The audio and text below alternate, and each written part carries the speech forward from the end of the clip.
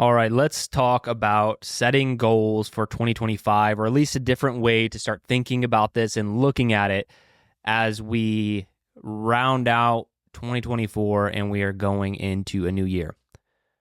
This is the Garage Gym Athlete Podcast. I'm Jerred Moon, and I want to talk about this because this is where I start thinking about the next year. We're here at the beginning of December, and that's really when, in all honesty, I start to slow down a little bit. I'm normally go, trying to be super productive. But a couple of years ago, I started to really slow down in the month of December, try to assess what went well, what didn't go well over the course of the year. So for 2024, looking back at what happened and then trying to, project forward, what do I want to do? What do I want to accomplish? And the more I've done this, when I'm putting this in the lens of personal development, fitness, health, specifically those areas, really just trying to get better. I don't really put these big goals on the calendar anymore, like an event or, like I'll do things like this past year. I did an ultra marathon here in 2024. If you got the most recent update, I had signed up for a High Rocks. We weren't able to complete it, but say I want to put High Rocks on the calendar for 2025. When I used to sit down and set goals, that's what I would do. I'd be like, okay, you know what? Here's what's going on in 2025. I'm going to run this ultra. I'm going to do this Spartan race. And it would always be like some big event on the calendar. But while I'm doing those things, that's not typically how I'm really setting goals anymore, specifically when it comes to health and fitness, because it's just so much of a process, and then there are the outcome goals or the specific, like, I want to do this thing, I want to back squat this amount, but the real win, the real victory is in the process. Like if you can dedicate yourself to the process. That's why we did the daily over decade challenge, back in 2023, is just because if you can commit to the process, you are going to be far better off. And so I wanted to give a lens through which to think about that and how to analyze where you're currently at. Because one thing that you can do, or, just an example I like to use is like, if you have like an iPhone or an Android, you could zoom in with it, right? You could pinch zoom as far as you possibly can. And what you'll see when you zoom in, with something like at its max zoom, it's very hard to keep that whatever image it is in frame. Like I'll use an example of like my son playing soccer. Like I'll want to film him in soccer, but sometimes I'll be so far away I have to really zoom in.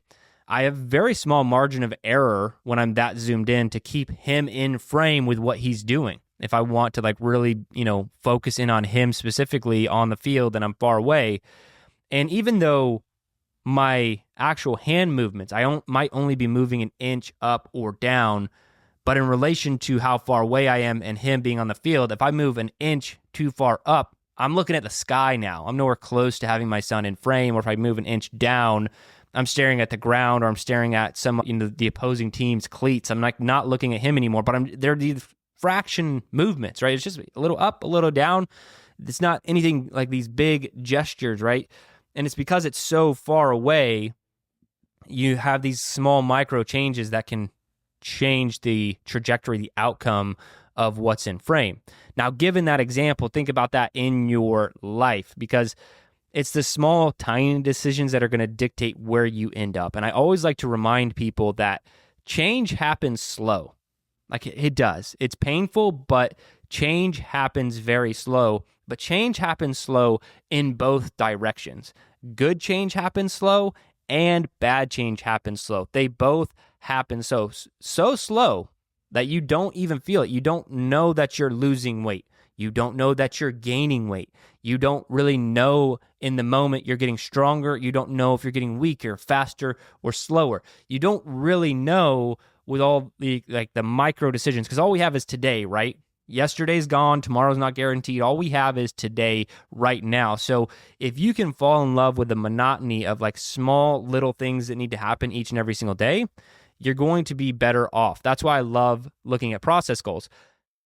So now in relation to analyzing what you're doing, what your habits are like. just start to look at yourself. Like, try to do some sort of audit when it comes to health and fitness. And this audit can be over the last 24 hours, over the last 7 days. Start to look at your schedule. Start to write things down. Like, what are you actually doing each and every single day? Like, me personally, doing an audit is pretty easy because I live and die by my Google Calendar. Like, I put everything in there. Like, when I'm working out, it goes on the calendar. What I'm doing at work, it goes on the calendar. It's almost like a journal for me, so I can even look back and see what's happening or what's not happening. And so I urge you to do the same thing. Like, if I ask you, like, hey, how often are you eating fast food? And you might be like, oh, well, realistically, maybe twice per month. But if we actually looked at it, maybe you have some sort of new routine and you're busier and you need to get food more frequently and faster. And so you're actually have increased that to several times per week and you don't realize it. And it's like, okay, that's okay right now because change happens slow. And you're not going to, you might be like, oh, well, I've been eating this fast food for 2 weeks and I don't really see any change. Maybe it's fine. It's not fine because change happens slow. And so when you compound that action over time, where are you going to end up? If you continue down this path, where are you 10 years from now? And you can do this in good and bad directions. And so that's what I urge everyone to do is kind of look back over the last week, over the last month, and just assess yourself. How are you doing? Compounded over, daily over decades, as we like to say, like, where are you going to end up? And this could be like super micro. Like, if you have a lot of great habits and you don't have a ton of bad habits and you're like, yeah, well, what am I supposed to do? Well, maybe look specifically at your training. Is something being missed? Are you not doing enough strength? Are you not doing enough, zone 2 work? Is there something, if we were to, compound this out over 10 years, what would happen? What would you be missing? What could you forecast? And that's just like if you have everything really dialed in. And then same with your diet. Like, what does that look like if you keep doing the same thing for the next 10 years? But then that's not going to be most people who just have everything figured out and everything's dialed in. Like, where are you missing? Like, are you starting to skip workouts? Like, were you consistent? And that's why I love tracking how many workouts I do every single week, because that's something that can slip. If you went from doing 5 to 6 workouts a week, every week for a year, and then you get busy, something happens, life changes, and now you're doing 4 or 5, it doesn't seem like that big of a difference, right? But that's a significant difference when we compound it over time. So while you're still getting in the workouts and you're still fit and healthy and you're still doing a lot of great things, something's going to change.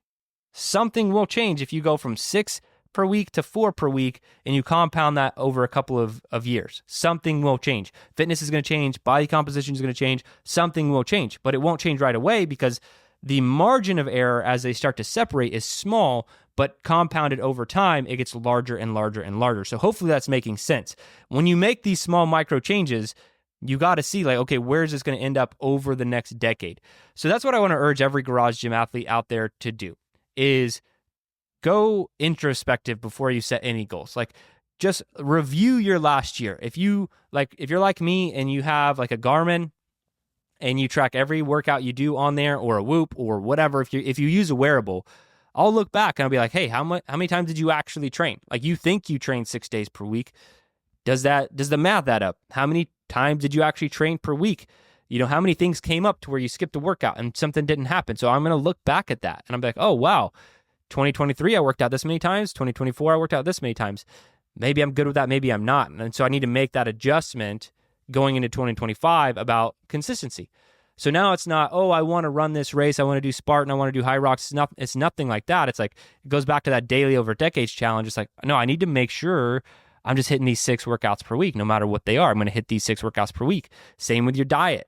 Now, we don't all log everything that we have in our diet, but is there any new habits you picked up, something you're doing that you weren't doing before? Is that going to compound over time in a negative or positive way? Just looking at all these things and setting the process goal.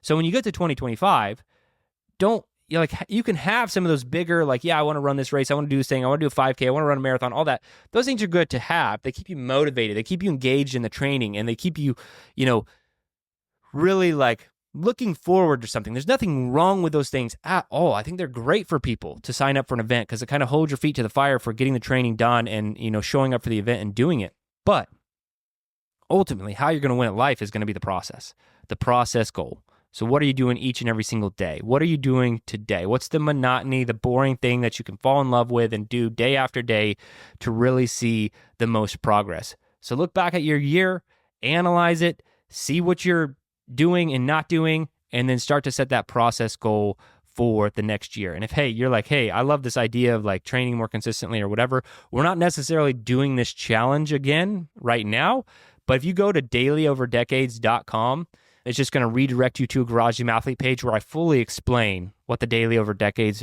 project was that we did in 2023. So like I said, this is not an active challenge, but all the rules and how we utilize it are there on that page. So go to dailyover-decades.com and you will see how that challenge works. And maybe it's something that you want to implement going into 2025. I think it's a phenomenal challenge. I think it can change your life. If you're looking to something to push you, that's not a specific event. It's really focused on the process. Definitely go check that out. But that's it for this one. Thank you, everyone, for being a part of Garage Gym Athlete throughout 2024. And as you look to 2025, I hope we can help you crush your health and fitness goals. If you are one of our athletes, again, thank you. If you're not, head over to garagegymathlete.com, sign up for a free trial, and we would love to have you. That's it for this one. Remember, if you don't kill comfort, comfort will kill you.